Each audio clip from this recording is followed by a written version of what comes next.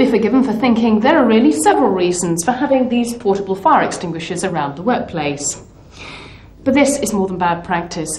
In fact, it could be against the law, and whilst they may seem like the world's most convenient doorstops, the real reason why we have extinguishers is a lot more serious. Extinguishers are there to cover the possibility of fire, and the fact is, in an emergency, one of these could easily make the difference between having a minor incident on your hands or a major disaster. Using it correctly could prevent injury, save your premises, your job, and even your life. So, first things first.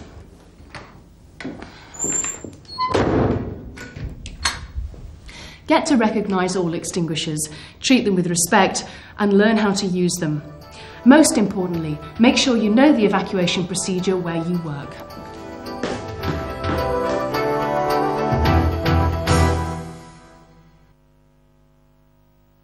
I'm going to show you all the basic do's and don'ts about the fire extinguishers you have at work. That includes the different types you may have, as well as the right and wrong ways to use them in an emergency. All in all, there's never been a better time to really brush up on your knowledge, because the latest European manufacturing standards mean that the appearance of your extinguishers will be changing.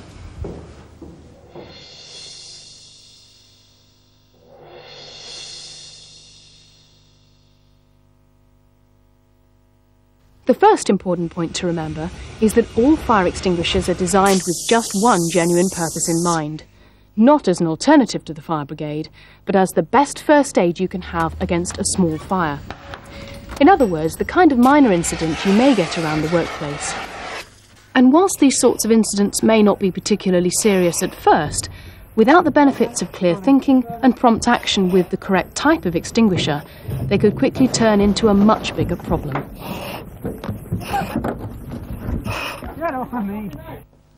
But what is the right sort of extinguisher? After all, surely one fire's just like another. Well, unfortunately not. Although all fires may look more or less the same, there's a very real difference in the way they occur, the way they spread, and the way in which they must be fought. Using a method that's right for one sort of fire may be ineffective for another. In fact, it may even make matters far, far worse. So as you can see, it's vital that you can recognise the different sorts of fire and know the best weapons to fight them with. Unlikely though it is, you can never predict where or when you might have a fire emergency on your hands. Therefore, it's essential to know the correct extinguisher for the job. Ideally, you should get this sort of knowledge through attending a practical training programme under professional guidance, but of course this isn't always possible. Even so, there are still a lot of essential facts that everyone can learn, starting with fire itself. Fire, every fire, is the result of a three-way chemical process.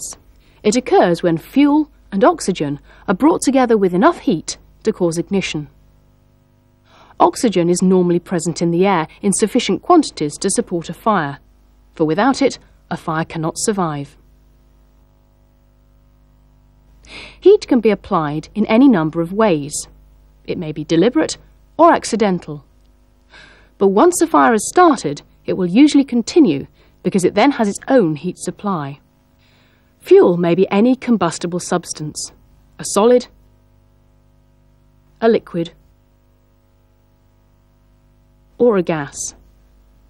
But whatever the fuel involved, it's the ignition of the vapours which actually produces a fire. Some solids would need quite a lot of heat to raise them to a high enough temperature to combust, but materials like paper, which are thin, ignite very easily. Once alight, heat produces more vapours which will burn to produce more heat, spreading the fire further. Some liquids are potentially dangerous because they give off vapour all the time, whilst gases are already vapours and ignite instantly. So the basic principle is this: to extinguish any fire, remove either the heat, fuel or oxygen, and it simply cannot survive.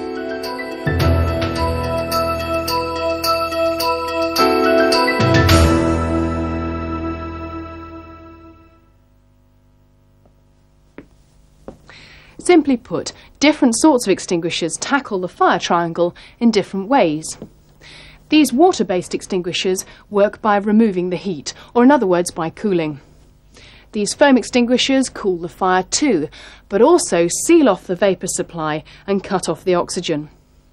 Carbon dioxide extinguishers reduce the amount of oxygen in the air, whilst powder extinguishers work by way of a chemical reaction. All have their own strengths and advantages, and knowing which to choose and how they should be used in a fire emergency has never been so important.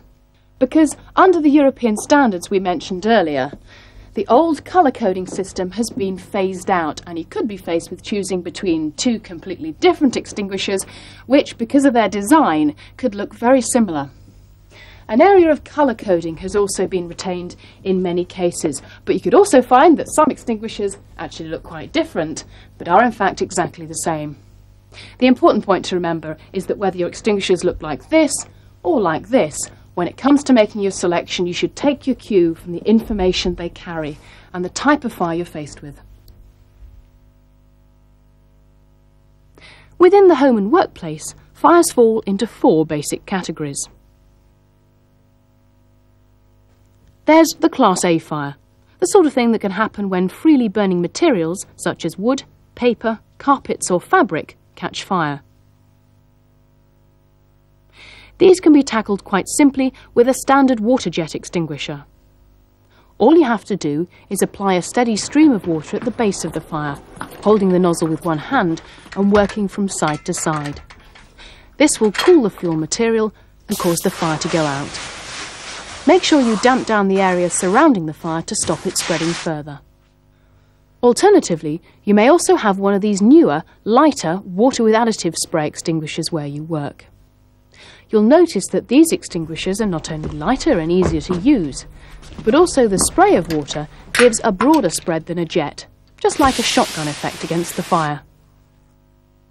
So that's water-based extinguishers, ideal for fighting a Class A fire.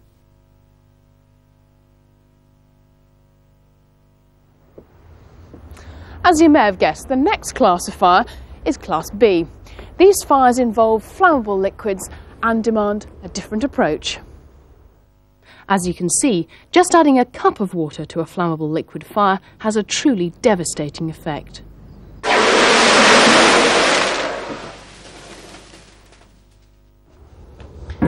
So for flammable liquid fires, that's the Class B fires caused by petrol, oils, fats or greases.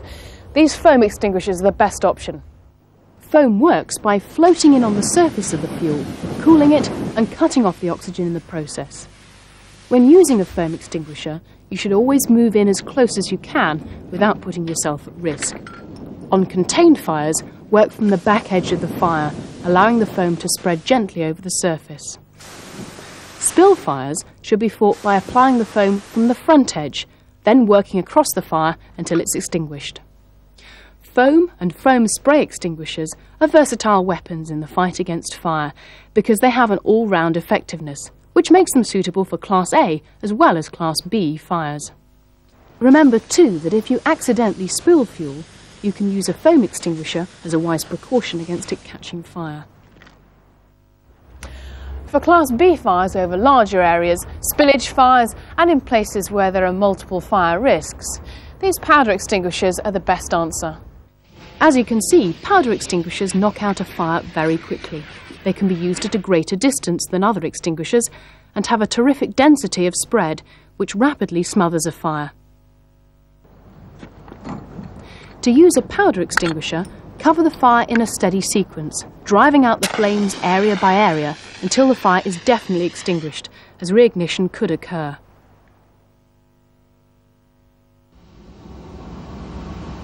Powder extinguishers are also the best weapon against the third type of fire, the flammable gas or Class C fire. Because it's potentially explosive, a fire which involves flammable gas is definitely only a job for the experts. Always your first move should be to turn off the gas. That way you simply remove the fuel supply and the fire can't survive. If this isn't possible, leave well alone and evacuate the area.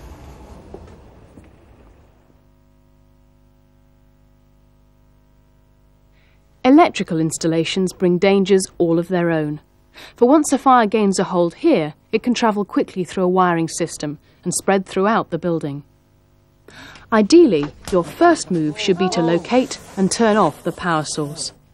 On no account should you use a water or a water-based extinguisher such as these on a fire which involves electricity. So instead, reach for your nearest carbon dioxide extinguisher. Don't forget they're high-powered extinguishers. They pack quite a punch and the noise may surprise you. So hold it securely with both hands and aim a stream of gas against the source of the fire, moving side to side across the whole area until the fire is out. Remember too, keep your hands clear of the horn and the bottom of the extinguisher itself, as the gas is very cold and could easily produce a cold burn, just like frostbite. Having satisfied yourself that the fire is out, leave the room and close the door behind you, and wait for the arrival of the fire brigade. You may also still have halon extinguishers, coloured green, where you work. Halon is an ozone-depleting substance and is no longer manufactured. Halon extinguishers are being phased out. However, these may be used on fires involving flammable liquids and gases and are also suitable for use on live electrical equipment.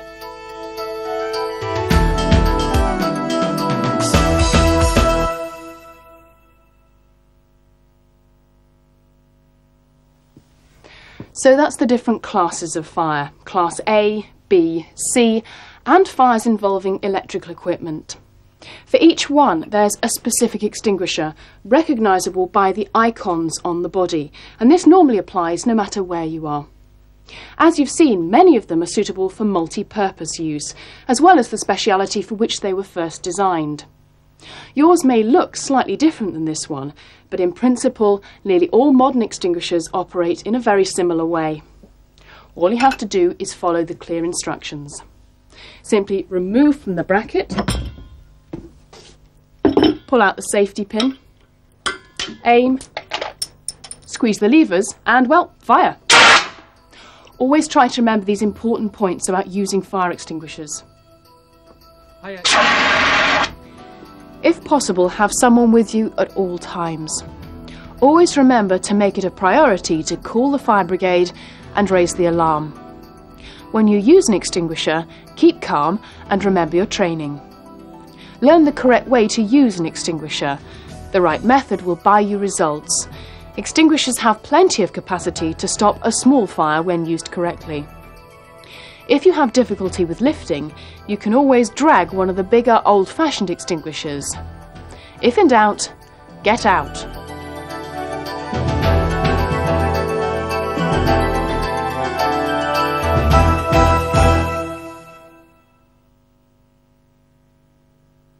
You may also have a fire blanket where you work.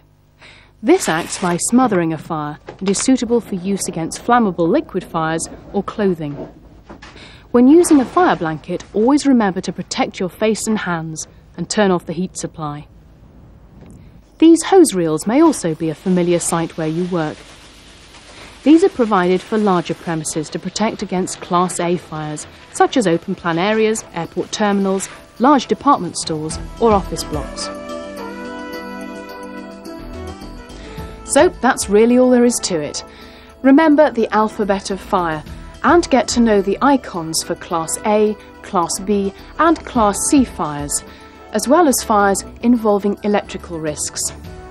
Recognise the different types of extinguishers where you work and become familiar with their location.